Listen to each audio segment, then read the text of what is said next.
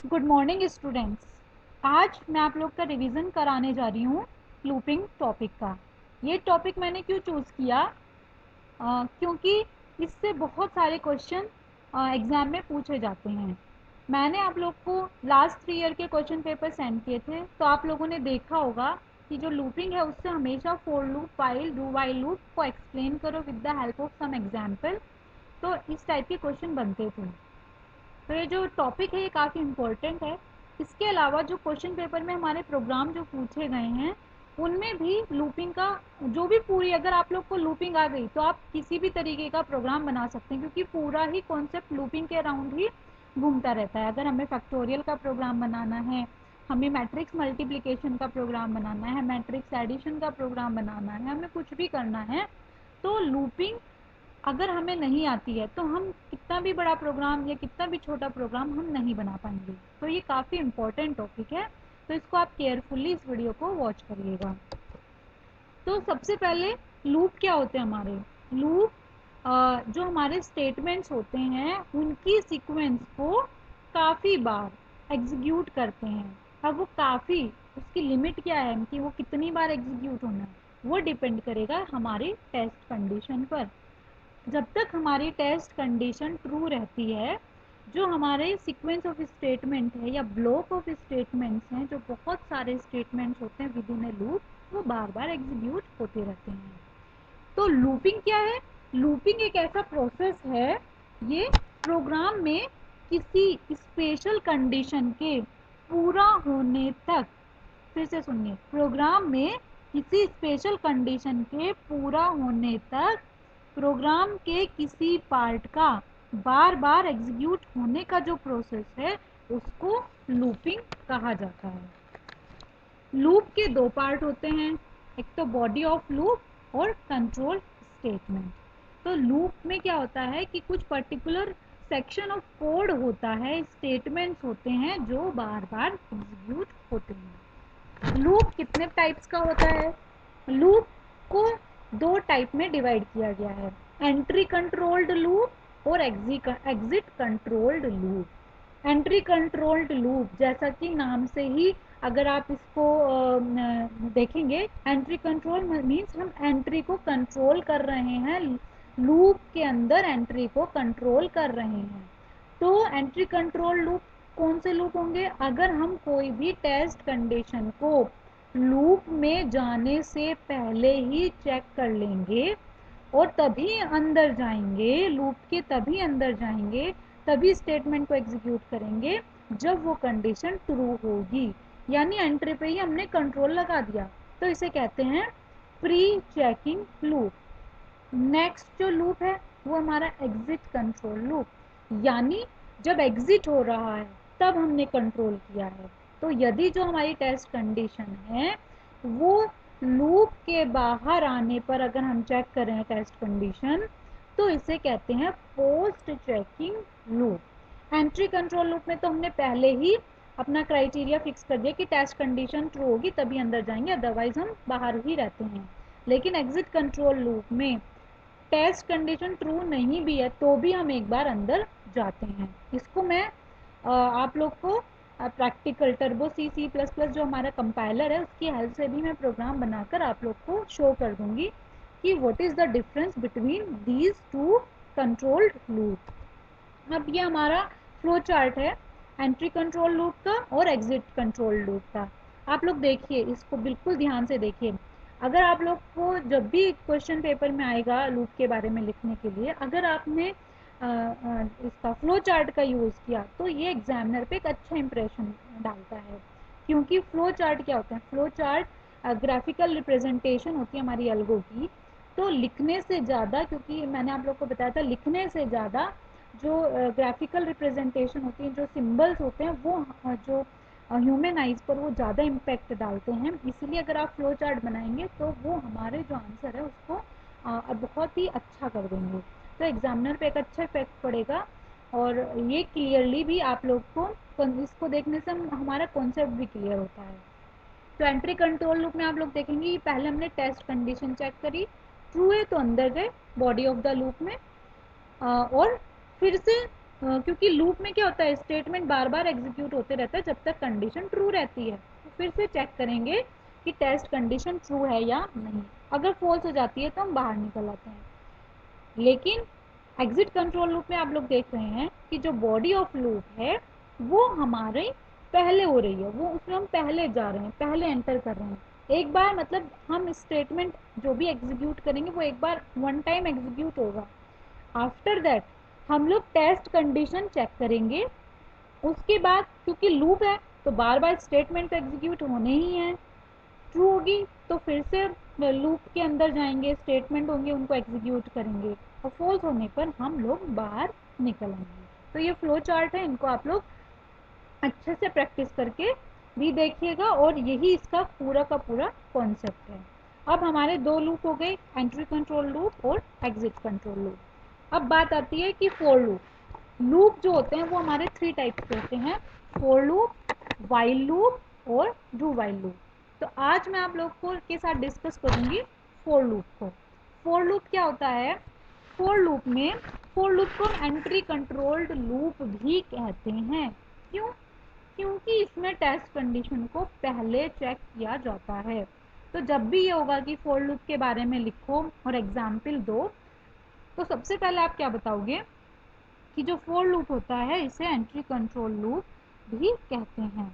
इसका use programme में जो इंस्ट्रक्शन होती है या जो स्टेटमेंट्स होते हैं उनको बार बार एग्जीक्यूट करने के लिए किया जाता है, और इसका सिंटेक्स निम्नलिखित है, या following is the syntax of for loop.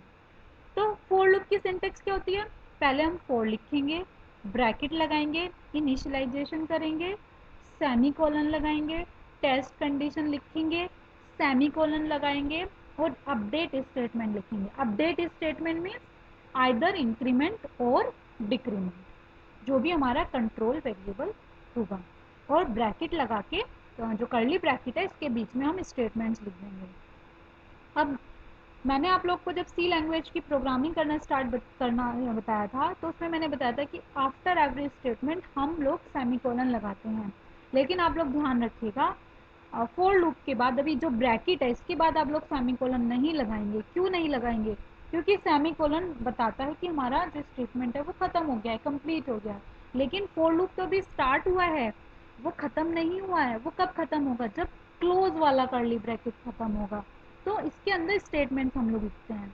तो कभी भी लूप के बाद इफ स्टेटमेंट हो, फोर लूप हो, डू वाइल हो, उनके बाद कभी भी आप एक स्टेटमेंट नहीं लगाएंगे। तो वो ब्रैकेट से ही डिनोट होता है कि वो खत्म हो गया या स्टार्ट हो रहा है। ठीक है, तो ये हमारी इसकी सिंटेक्स है। अब इसका फ्लो चार्ट क्या होगा? फ्लो चार्ट कैसे बनता है फोर लूप का? तो सबसे पहले हमारा क्या है? इनिशियलाइजेशन है, तो हमने फ्लो चार्ट में लिख दिया इनिशियलाइजेशन। देन हमारा क्या है? टेस्ट कंडीशन है, तो इनिशियलाइजेशन के बाद क्या लिख दी? Test condition. जब टेस्ट कंडीशन ट्रू होगी तभी हम अंदर स्टेटमेंट के पास जाएंगे और अपने जो कंट्रोल वेरिएबल हैं उनको अपडेट करेंगे, यानी इंक्रीमेंट करेंगे या डिक्रीमेंट करेंगे, और ये घूमता रहेगा घूमता रहेगा, और जब फॉल्स हो जाएंगे तो बाहर आ जाएंगे। यानी ये वर्क कैसे करता है? सबसे पहले हम इनिशियलाइज करते हैं, उसके बाद हम टेस्ट कंडीशन को चेक करते हैं, और टेस्ट कंडीशन चेक करने के बाद फोर लूप के अंदर आते हैं। जब फोर लूप के अंदर के स्टेटमेंट को एग्जीक्यूट करेंगे तो जब उससे बाहर निकलना होगा तो हम स्टेटमेंट जो भी कंट्रोल वेरिएबल होते हैं उनको अपडेट करेंगे। उसके बाद फिर से टेस्ट कंडीशन चेक करेंगे, अंदर जाएंगे, अपडेट करेंगे, टेस्ट कंडीशन चेक करेंगे, अंदर जाएंगे, अपडेट करेंगे। तो ये इस तरीके से काम करता है। अब जो हमारा फर्स्ट एग्जाम्पल है फोर लूप का, वो है कि हमें नंबर प्रिंट करने हैं 1 to 10। और कैसे प्रिंट करने हैं? हमें प्रिंट करने हैं। तो 1 to 10 में आप लोग देख रहे हैं रिपीट टाइप का काम हो रहा है कि हम बार बार नंबर को रिपीट कर रहे हैं। तो इसको हम लोग हमें 1 to 10 प्रिंट करना है। तो सबसे पहले हम लोग अपनी दो हेडर फाइल इंक्लूड कर लेते हैं, studio.h, conio.h। studio.h में किसकी डेफिनेशन स्टोर है? printf और scanf फंक्शन की। कोनियो में getch और क्लियर स्क्रीन की, CLR SCR जो कि हमारी स्क्रीन को क्लियर करने के काम में आता है। तो सबसे पहले दो वो लाइन लिखते हैं, ये हमारा लिंक सेक्शन भी कहलाता है। जो ये कमेंट में हमने लिखा है ना, प्रिंट नंबर फ्रॉम 1 to 10, ये हमारा डॉक्यूमेंट सेक्शन कहलाता है। और इसके बाद हमारा जो मेन जो प्रोग्राम है वो सेक्शन है। तो इसमें हमने क्या लिखा है, सबसे पहले हमने एक वेरिएबल ले लिया आई। हमें क्योंकि नंबर 1 2 3 4 5 6 7 8 9 10 इस तरीके से प्रिंट कराने, तो सबसे पहले हम प्रॉब्लम समझ लेंगे कि हमें तो नंबर प्रिंट कराने 1 2 3 4 5 6 7 8 9 10।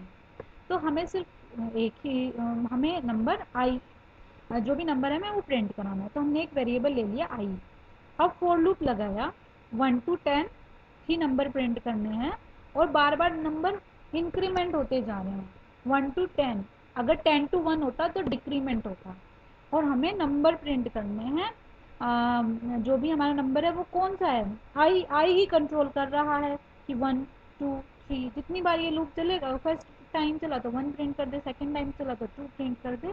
इस तरीके से हम प्रिंट करेंगे और लूप से बाहर निकल जाएंगे। ये इसका बहुत ही सिंपल प्रोग्राम है जिसको मैं आप लोगों को तो हमने टर्बो C++ कंपाइलर ओपन कर लिया है। थोड़ा टाइम लग रहा है प्रोसेस होने में। हम लोग क्या करते हैं, नई फाइल को ओपन कर लेते हैं। ठीक है, यहाँ पे हम लिख लेते हैं stdio.h ऑलरेडी लिखी हुई है, तो हम लिख लेते हैं, सिर्फ हमें क्या लिखनी है, fonio.h। ध्यान दीजिएगा जैसे जैसे मैं टाइप कर रही हूँ, हमें कोई भी स्पेसिंग नहीं देनी और सभी केस सेंसिटिव होता है सी लैंग्वेज, तो हमें केस का बहुत ध्यान रखना है। वॉइड में, ठीक है। अब हमें कौन सा प्रोग्राम प्रिंट करना था, हमें प्रोग्राम प्रिंट करना था किसका, 1 to 10 प्रिंट करना था। तो ये अगर हमें एक ही लाइन में कमेंट करना है तो हम देखो स्लैश का, बैक स्लैश का, डबल बैक स्लैश का यूज़ करेंगे। अगर हमें मल्टीपल लाइन में कमेंट करना होता तो हम किसका यूज़ करते, इसका। और ये कब तक चलता, जब तक कि हमारा ऐसे हम ना कर दें। तो ये हमारा मल्टीपल लाइन कमेंट के लिए यूज़ होता है। हमें कमेंट अभी नहीं करना है, हमें तो सिर्फ जो प्रोग्राम था उसके जो नाम है उसको प्रिंट कर देना है, उसको कमेंट करना है। ठीक है, जिससे कि हमें जब भी हम प्रोग्राम खोलें तो हमें पता चल जाए जो हमारा प्रोग्राम है वो किससे रिलेटेड है। अब हमें वेरिएबल ले लिया आई। CLR SCR लगाओ या ना लगाओ ये ऑप्शनल होता है, क्योंकि इसका यूज़ स्क्रीन को क्लियर करने के काम में आता है। तो ये हमारी जो स्क्रीन होती है उसको क्लियर कर देता है। अगर हम नहीं लगाएंगे तो बार बार जैसे ब्लैक बोर्ड पर हम लोग लिखते थे तो लिख के आता रहेगा, जितनी बार रन कराएंगे उतनी बार वो आउटपुट उस पर दिखता रहेगा। लेकिन अगर हमने क्लियर स्क्रीन लगा दिया तो वो क्लियर हो जाती है, हर बार जब भी रन कराएंगे तो पूरी स्क्रीन हमें बिल्कुल क्लियर मिलेगी।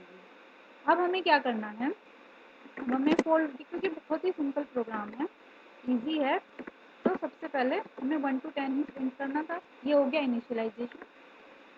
कब तक प्रिंट करना है, 10 तक। ये हो गया टेस्ट कंडीशन कि हमें 10 ही लिमिट है हमारी, उससे ज़्यादा हमें स्टेटमेंट, ब्लॉक ऑफ स्टेटमेंट को नहीं एग्जीक्यूट करना है। और बार बार क्योंकि इंक्रीमेंट करके कर रहे हैं तो i++ हो जाएगा।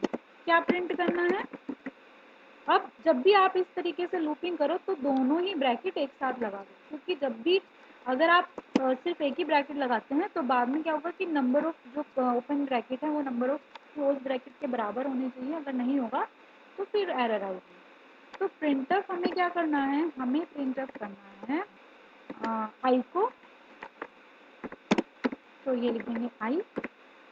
क्योंकि आई हमारा इंटीजर है इसीलिए जो कंट्रोल स्ट्रिंग है वो डी लगी है, % डी लगी है। अगर ये कैरेक्टर होती तो सी लगता, फ्लोट होती तो एफ लगता। ठीक है, तो ये हमें क्या लगानी है, सिर्फ डी लगाना है। और इसके बाद हम क्या लिखेंगे, get C H. Get C H किस लिए यूज़ किया है, गेट सी एच जो हमारा आउटपुट है, आउटपुट जो स्क्रीन होती है उसको होल्ड करने के काम में आता है। अगर हम गेट सी एच नहीं लगाएंगे तो स्क्रीन हमारी गायब हो जाएगी। मैं आप लोग को दिखा भी दूंगी कि क्या यूजेज है। सबसे पहले हम अपने प्रोग्राम को कंपाइल करते हैं। कंपाइल हम डायरेक्ट यहाँ पे जाके भी क्लिक करके भी कर सकते हैं, और उसकी की होती है Alt F9, वो नीचे भी लिखी रहती है। लेकिन इसको करने से पहले हमें अपने प्रोग्राम को सेव करना होता है, तो F2 की प्रेस करेंगे। सी में प्रोग्राम बना रहे हैं, किस चीज़ का प्रोग्राम बना रहे हैं, प्रिंट 1 to 10 एक साथ लिखेंगे डॉट सी। जो हमारा नाम होता है प्रोग्राम का वो सिमिलर होना चाहिए जो भी हमारा प्रोग्राम है, उससे आसानी रहती है फ्यूचर में अगर हमें प्रोग्राम को खोलना है। अगर आपने कुछ भी एट रैंडम नाम दे दिया तो ढूंढते रह जाओगे कि कौन सा प्रोग्राम किस नाम की फाइल में स्टोर है। लेकिन अगर हम रिलीवेंट रखेंगे नाम जो भी हमारी प्रॉब्लम है तो हमारे लिए ईजी रहेगा। तो ये हमारी हो गई। अब Alt F9 से हमारा कंपाइल होता है, हमारे प्रोग्राम में कोई भी एरर नहीं है, हमने कोई भी की प्रेस कर दी। देन कंट्रोल F9 रन करने के लिए, तो देखिए हमारी जो स्क्रीन है उस पर 1 2 3 4 5 6 9 8 10 लिख के आ गया। अब ये देखो ये सब चिपक के आ रहा है, ये सब नंबर में कोई स्पेसिंग नहीं है। अगर हम चाहते हैं कि ये अलग अलग लाइन में आए तो उसके लिए हम क्या करेंगे, उसके लिए हम यहाँ पे जाएंगे और लिखेंगे /n।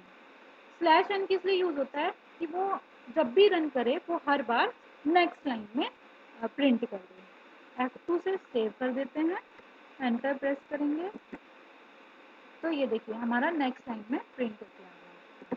मैंने कोई भी की प्रेस कर दी।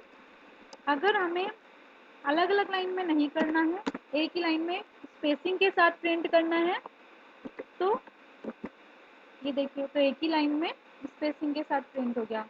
जितनी हमारी स्क्रीन थी वहाँ तक आया, बाकी वो नीचे पेन को नीचे दिखा रहा है वो, क्योंकि वो स्पेस यहाँ से खत्म है स्क्रीन पर। ठीक है, तो हम लोग जो भी हमारा जैसा भी हम चाहते हैं कि हमारा आउटपुट जिस तरीके से डिस्प्ले हो, तो हम उस तरीके से हम अपने प्रोग्राम को कर सकते हैं।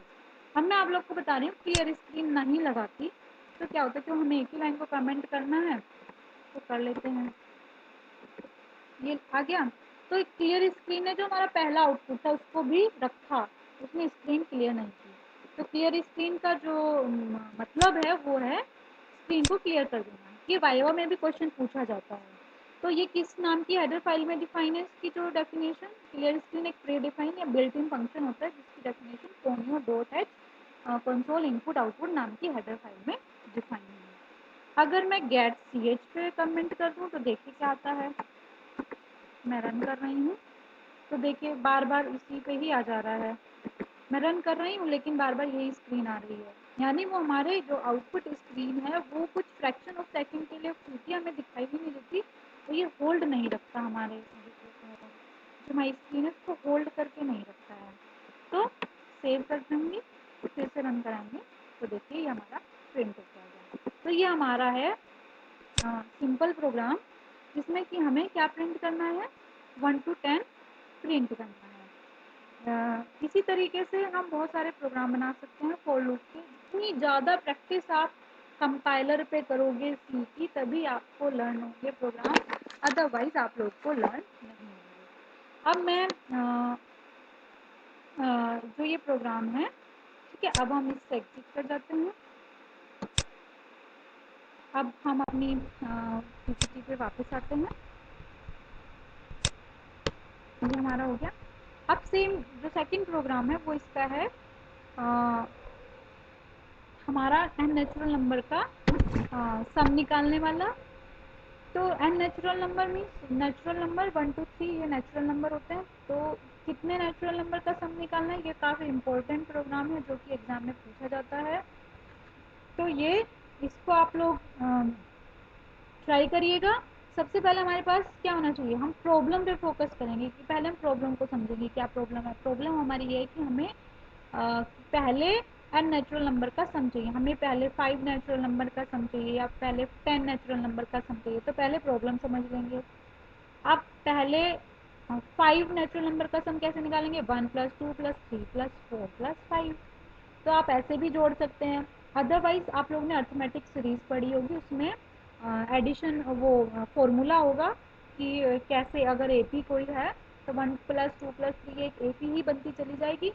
तो कितनी सीरीज तक हमें सम निकालना है, हमें 10 का निकालना है, 20 का निकालना है, तो 20 तक ऐसे एडिशन करोगे तो बहुत टाइम कंज्यूमिंग होगा। तो हम डायरेक्टली या 50 का निकालना है तो काफ़ी टाइम कंज्यूमिंग होगा, तो हम एपी वाले फॉर्मूले में रख के भी निकाल सकते हैं। तो पहले तो हम अपनी प्रॉब्लम समझनी और हमारी प्रॉब्लम का आउटपुट क्या आना चाहिए वो हम लिख लेंगे एक पेज पे। जब भी आप लोग प्रोग्राम बनाओ तो सबसे पहले प्रॉब्लम को लिखो कि क्या है, उसका इनपुट देखो किस तरीके से प्रॉब्लम क्या कह रही है, यानी हमारी प्रॉब्लम क्या कह रही है कि 1+2+3+4 इन सबका सम कुछ आ जाए। तो उसका इनपुट एक तैयार कर लेते हैं कि पहले 10 नेचुरल नंबर का सम क्या होगा, वो जो हम इनपुट करेंगे, और सम क्या होगा आंसर वो लिख लेंगे। उसी को हम अपने जो प्रोग्राम है उसके थ्रू चेक करेंगे। तो सबसे पहले पहली दो लाइन फिक्स है, hash include STD dot H और कोनियो डॉट एच। उसके बाद हमें क्या चाहिए, हमें एक नंबर चाहिए जो हमें बताए कि हमें कहाँ तक सम चाहिए। नेचुरल नंबर मतलब पहले 10 का सम चाहिए या 20 का सम चाहिए या 50 का सम चाहिए। तो नम जो नम वेरिएबल है उसको हम एन भी ले सकते थे, कुछ भी ले सकते हैं, डिपेंड करेगा आप पे। तो इसको जो नम है वो ये बताएगा कि कहाँ तक हमें सम करना है चाहिए। आई हमारा कंट्रोल करेगा और सम, क्योंकि हम सम में ऐड करते जाएंगे तो जब भी एडिशन नाम का जो भी वेरिएबल हम लोग बनाते हैं जिससे हम स्टोर करते हैं सम, उसको सबसे पहले 0 से इनिशियलाइज करते हैं। तो इसके बाद क्लियर स्क्रीन लगाओ ना लगाओ ऑप्शनल है। देन सबसे पहले हम यूज़र से क्या मांग लेते हैं, यूज़र से पूछ लेते हैं प्लीज़ एंटर ए नंबर, यानी आप नंबर एंटर करो।